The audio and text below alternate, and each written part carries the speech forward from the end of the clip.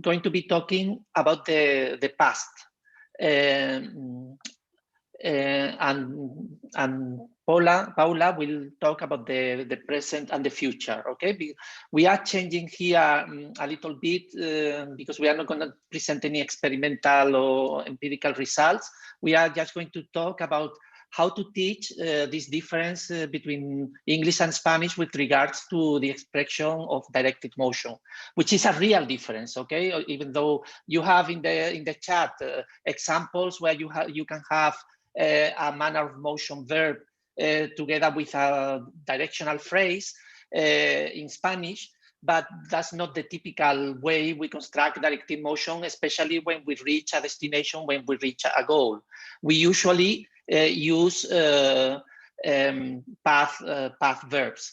In the next slide, you can see a mental map or conceptual map of this difference. Don't try to process it. You would have to do our gamified workshop to understand this. But I mean, if you're familiar with English and Spanish, the main thing I wanted to point out is that in Spanish, we have all of those verbs of trajectory that you have in the column underneath the picture there where it says verbo de trayectoria. So we have ir, venir, llevar, traer, entrar, meter, salir, sacar, subir, bajar, volver, cruzar, dirigirse, llegar, which are very, very frequently used. English has similar verbs and you could translate them directly and they would also be path verbs, but most of them are Romance borrowings. They are long words from Latin or Roman or French, basically, and they are not used when you are talking about directed motion. They are hardly ever used, except a few of them, no? Because in English, and this is the main reason we are here, I guess, people use, native speakers of English usually use prepositions, no?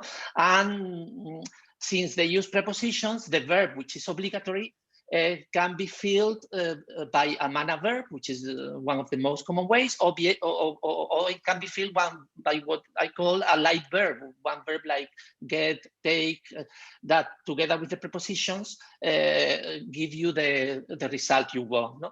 So I investigated this contrastive difference between English and Spanish for my PhD dissertation 20 years ago. And since then, what I've been worrying about is how to teach this difference both to my Spanish students who study linguistics and also to my foreign students who study Spanish as a second language, okay? Because I teach in my university, I teach a class that is called Contrastive English Spanish Grammar. For many years, I did this teaching in the linguistics class and also in the contrastive grammar class in a traditional way. No, I have all of these ideas. I know all the facts very well because I've been working on them, and I give my ideas to my students. And then my students practice and my students do projects and compare novels and translations of novels and see this difference in action. No? And usually the results are quite good. And most of the students get it, but there is a significant number of students that when I use this approach, don't really get it. And even though I tell them in the exam, I will ask about this difference in the exam, some of them never get it right, okay? And so I was really worried, why is this happening? Okay, you realize that what you teach is not sometimes what the students learn. And so I started using other approaches. And I started using flipped learning, and I started to use project-based learning, challenge-based learning, service learning. Nowadays, most of my classes are taught with challenge-based learning with design thinking. But in this process, I learned a lot from lots of innovative teachers, and one of them is Finkel in his book Teaching with Your Mouth Shut. If you don't know this book, I really recommend that you read it, and especially you should read the chapter that deals with conceptual workshops. So I developed a conceptual workshop for this difference. I'm not going to have time to show it to you, but I will give you a link where you can download the traditional conceptual workshop I used, where I gave my students papers, 3-4 pages with 12 exercises where I gave them examples in English and Spanish of translations, of resultative constructions, of examples that I use, for example, in the Spanish of United States that are not acceptable in Spain. For example, call back, llamar para atrás, or run back, correr para atrás. We don't understand in the same way those sentences as they understand them in the Spanish spoken in United States. And also examples like, because we have in Spanish nowadays, but I think it might be an influence from English, like Private said in the previous talk, we say in Spanish, volé a Nueva York, and that sounds natural nowadays. No, that's a direct translation from English. I flew to New York. The usual way we say that is fui a Nueva York en avión. The same happens, for example, with to drive, which in Spanish, in Spain, we say conducir. We would never say yo conduje a Madrid. That sounds strange. I would say fui a Madrid en coche.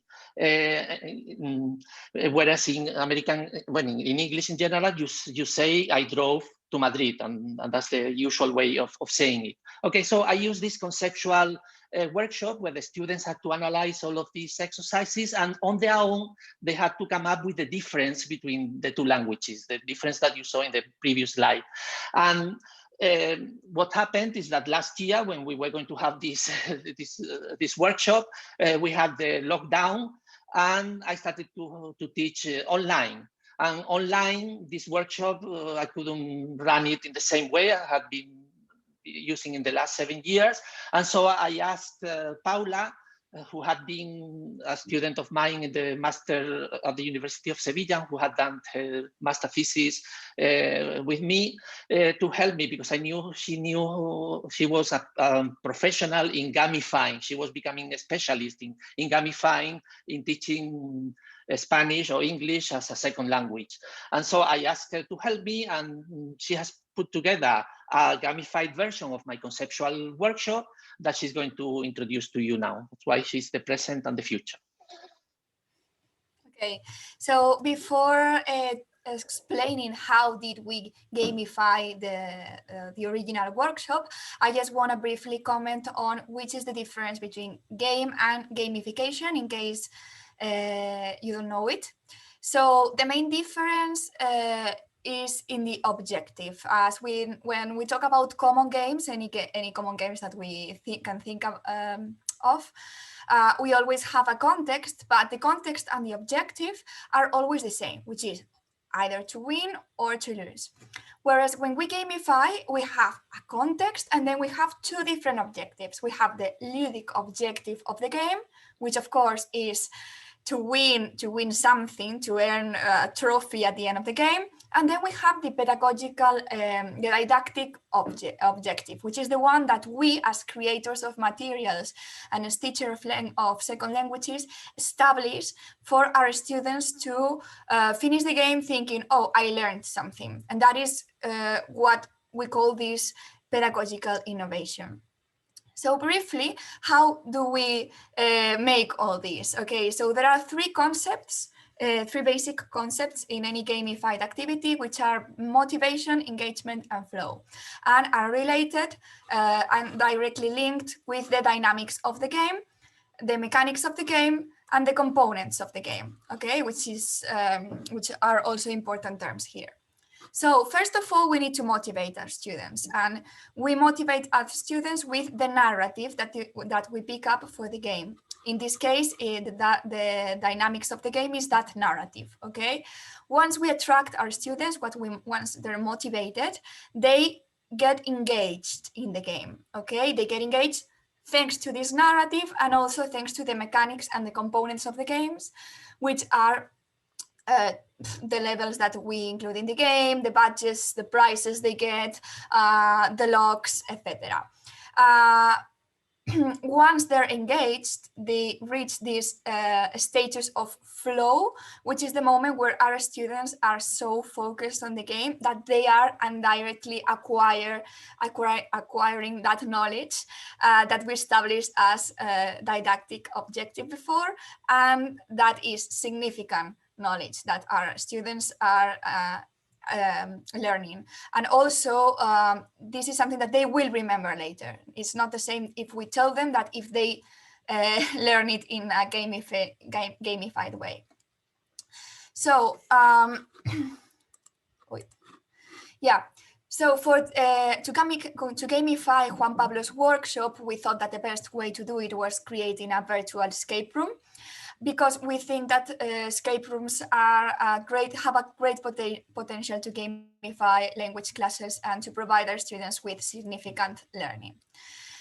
Basically, these didactic escape rooms have 4 main elements. The first one is the narrative. As I said before, we need to pick up a good narrative that will attract our students and will make them want to play the game. Also, if they are part of the narrative as characters or helpers of the main characters, even better, because they will be more motivated and more engaged into the game. Then we have the master of the game, which in this case were Juan Pablo and I. We were the masters of the game, looking at our students while they were playing, just looking from the outside, but being there, and our students knew that we were there in case they needed help or they needed a clue or they got stuck into the game, etc. And then we have the challenges, which is the central part of every escape room, which are the different activities that we create that they have to complete in order to get to the next level, to open the next door, to escape from the room.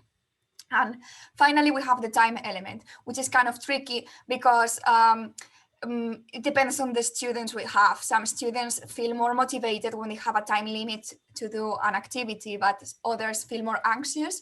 So we decided not to include it here because this is we don't really know who is going to play this. So we excluded it from the game, but it's an important aspect on any escape room. And finally, our main character, the lock. No, the lock is that that thing that motivates our student in every activity, because first of all, they cannot they cannot jump to the next activity as they did on the original workshop with the papers. They can just, okay, I don't know this, I jump, I skip it. No, with the lock, they need to open that lock, so they need to they feel more forced to focus and to think as a group. What can we do? We need to open that lock. And also, there's the element of curiosity that makes them more engaged into the game. They want to know what's after. Okay, now that I'm in the game, I just want to continue, and I want to finish. What's after? What's at the end of the game? No. So how did we design this specific escape room based on Juan Pablo's workshop? Okay, so first of all, we took Juan Pablo's workshop and we went through all the documents and translations that from the original activity, establishing a possible roadmap of the game. Okay, we knew from the beginning that we wanted to maintain that essence, the original essence of the workshop, but maybe to make it more clear for our students, especially in online classes, to follow and to kind of guide them in their process of induction of the grammar that we wanted to teach. So thinking about which level of language, as Juan Pablo said before, this is a game made both for students of English, for Spanish students that are learning English as a second language, for English-speaking students who are learning Spanish as a second language, which is why we also feel like it's really flexible, as we can use it both ways. And the main linguistic element, of course, of our escape room is the topic of this talk, to make our students discover the difference between English and Spanish with regards to the expression of directed motion. And the didactic objective is for the game is for our student to realize, to discover by themselves these differences between both languages, and why sometimes some translations seem almost impossible to do for them. Okay, so the first thing in order to develop the topic was to create the narrative. When thinking about a possible narrative, in this case, it was really difficult because we cannot think of, okay, our class of 14 or 50 students, they have this age and they like, I don't know, Harry Potter, no? If this was going to be for a bigger crowd, we had to think of a narrative that could attract a lot of people. So finally, we got inspired by the movie Gravity from Alfonso Cuarón, and we developed a narrative based on the space. Okay, so in our narrative, our main character is an astronaut that gets stuck in the space. She cannot go back to Earth, and so she sends some messages that cannot be translated into Spanish. So in order to save her, we need to translate that message, help and rewrite the message in English so that the translation is possible, because the way we put it, it's impossible to translate into Spanish. Okay, so as you can see here, we have like a menu with instructions guiding the students, a map of the mission, and the narrative through different WhatsApps sent by the astronauts to the students asking them for help. Then we created the logs, and the logs are the path, as I said before, the students need to open in order to continue through the game and do the different challenges. Okay, so we have they have different folders imitating a screen, a computer screen. Okay, and they cannot open at the beginning these folders. They need to complete a series of activities to unlock the different folders and reach the ending where they will finally manage to do the final translation. And this is an example of how the logs look like. Sometimes they have to write here, for example, I don't know, the number of the answers, or in a test, or how many verbs are in a translation, etc. Of course, we made sure that our challenges made sense inside the narrative, because if not for the students, if they do different activities without a path, established path, or that they are linked to each other, they will end up the game thinking that they didn't learn anything. So we created all our challenges in a way that at the end, every activity makes them think further and further until they reach, like they click and they say, okay, I understood the grammar and now I can do the translation. And the game, we created it to be collaborative. So students work in breakout rooms as a group, and they write their proposal of a final translation in a collaborative blackboard. However, we are in the process of creating a version to be played individually, so that also people could do it individually if they want to. Of course, we included different clues throughout the game for our students if they got lost or if they didn't know the instructions. They have, as you can see here, and for example, a question mark with a description of what they had to do, or maybe different clues like remember to look at the activity 1, what did you discover there, so that they realize that they need that information. And also we made sure instructions were clear. How did we make sure that instructions were clear? Well, we did several trial runs before reaching our final version of the game, and I'm sure this is not really the final version. We'll change it many, many times more. Sorry, Paula, you have 3 minutes. Okay, great. Yeah. 20 minutes. Thank you. Yeah, so what we did was like try this escape game in different classes from the University of Sevilla, University of Liverpool, different type of students, recorded them and see how they managed through the game, to see if some things were not clear or they had some technical problems, to improve that. Okay, also we made sure that no logins were necessary, because if not, students just don't want to continue. They don't bother in logging in. And we tried it into different browsers and checked our sound effects before. Finally, and the most important part of our project, I think it's the feedback we received from our students. In general, we know they liked it because they told us so, no? Also, students who had the possibility to compare it with the original workshop said that they liked how, with the immersion of the game and all these elements of the game, they felt more motivated to do the activities, and at the same time forced to think on the different activities that they needed to do in order to solve the final mystery and help the astronaut.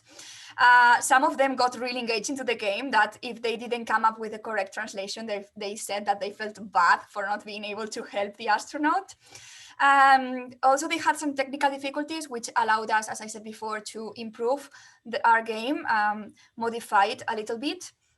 But I think the most important feedback that we received from the students is that they said that they learned both English and Spanish. It doesn't matter if they were English-speaking students or Spanish-speaking students. They both said that they learned both languages doing this game, which is something very interesting, and it helped them a lot with their grammar and with their understanding of their grammar. And some of them who had previous problems said that they managed to solve them now. But of course, we know we can improve it more. So here you got the, well, this is the end of the escape room. Sorry that I forgot to mention that at the end, for those who finished earlier, they had like a brief, this interactive PowerPoint where they could go through all the information that Juan Pablo introduced at the beginning of the talk in his picture. And here you got a link that we will put on the chat if you want, because of course we'd love to get more feedback. So if you want to play, if you want to try it or do it with your students, we'd be happy to hear about your feedback to keep on improving this, make it better for everyone. So thank you very much to all. Thank you very much, Paula, for such an interesting talk. Please let me read if there are questions. Remember to raise your hand, and I'm going to read here some comments. Okay, thank you. So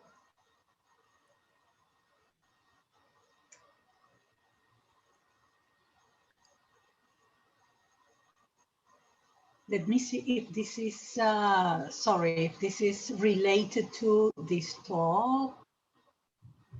Okay, Janine, great idea, thank you. Would it be possible to compare this way of teaching motion with a more traditional non-gaming approach in a study with two groups? Okay, yes, of course, it would be possible. Since we just created this game, we haven't really had time. We have some students who have tried both because they were my students in first year, then third year, now in fourth year. Some of them, this is the third time they do this. They did the more traditional one first. And I think one of them is here. Her name is Elena, and she was a student of private because she was Erasmus student here, there in Reading. And I don't know if she wants to say anything because she lived it in the traditional way. And I know this is qualitative or personal experience, and I don't know, I didn't ask her if, Elena, are you willing to say anything about your experience 4 years ago when you were in first year compared to when you did it last semester and now when you have tried it in a gamified way? Although she didn't try in class, she tried it individually because she was not in the class where we tried it. She did it individually. Elena, do you want to say anything? Yes. Yeah, okay. Yeah, sure. Yeah, hi, first of all.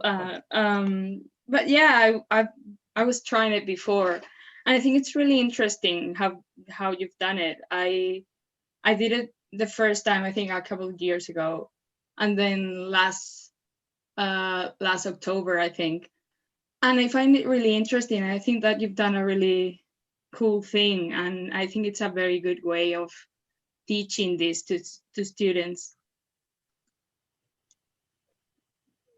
Yeah. Thank you. Anyways, we encourage that you try it because we want to make a final version that is that people can do it autonomously, and we would like to have your feedback before we send. So any ways you could improve it, or any criticism to any of the examples or any of the ideas in the workshop.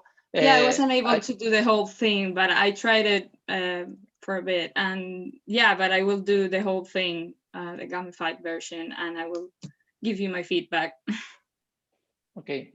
No, but I'm talking to the public in general. Okay, yeah, okay. Anybody here, or you can try it with your class, with your students. Thank you. Another question from Renan. Have you done or do you plan to do any analysis of the learners' learning results to find out whether they are actually learning target-like motion event construal? Yeah, as I said, since this is we just finished the game. I mean, I have not really researched of how my previous workshop worked. All I can tell you is that the students managed to answer the questions in the exams. No, I know that's not a very reliable way of measuring learning, and because I mean, how do you really measure learning? All you can do is test them, but you don't really know if the learning has been produced by what you have done or not. That's always very, very difficult.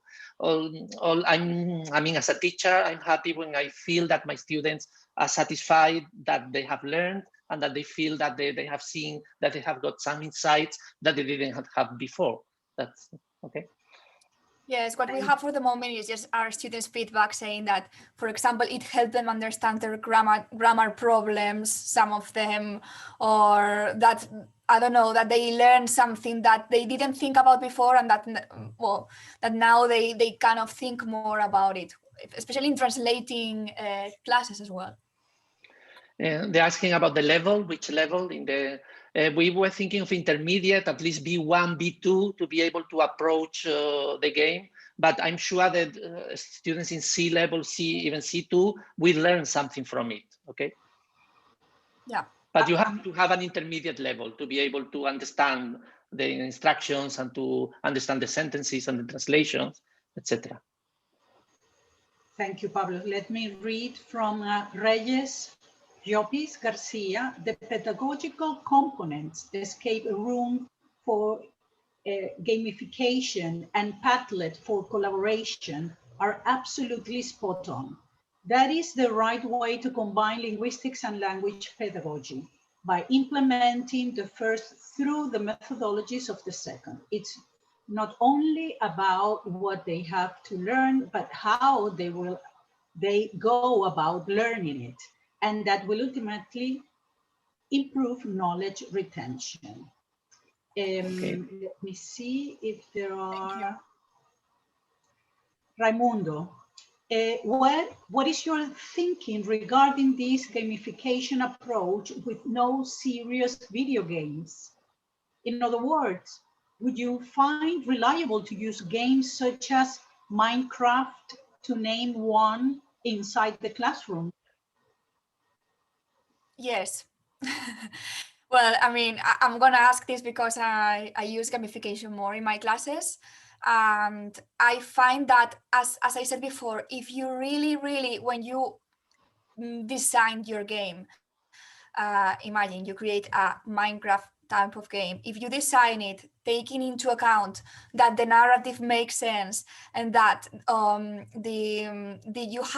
you don't forget your pedagogical objective through the process, because sometimes we go to the class, we play a bingo, and at the end it's like, okay, we play bingo, but what was the didactic objective here? No, it's like nothing. But if you don't forget it, you can take any game that you like and apply it to introduce it in your classes in order for students to learn languages. And I found that they really like it because they're really used to playing these games. They have this competitive element that they like, and at the end they use what they've learned. They use it as a tool to win. So they're actually feeling not only that they're learning something that they will use in any other conversation in a foreign language in the future, but they are using that, they feel good because what they've learned, they can use it immediately. I've learned this and I use it in order to beat you here. So I think that bearing that in mind, any game can be introduced in our classes. Thank you very much. Let me see, there is another comment. Laura Peiro, do you think this kind of activity can be adapted to less proficient learners? A2, for example. I mean, do you think gamification might facilitate the acquisition of the motion construal event if they're not intermediate learners? Congrats again. Yes, well, I think if you adjust it to the level, because the thing we have a high level because, well, higher level, we say B1, B2, because the kind of verb we use, the translations we use, the type of sentences, they are what, I mean, if you don't have the B1, you probably will feel lost. And that happened to me when I do it with my Spanish students who are learning linguistics. Some of them are not very proficient in English. Then I try to put them together with other students who are more proficient, or with native students of English, or when I have Erasmus from other Germanic languages like German, I also, or when I have had Chinese students, I try to make them think about their own languages, and they I mean, they profit also, but they don't benefit so much. But Paula has created gamified games for all kinds of levels. You have to adjust it to the level. Mm-hmm.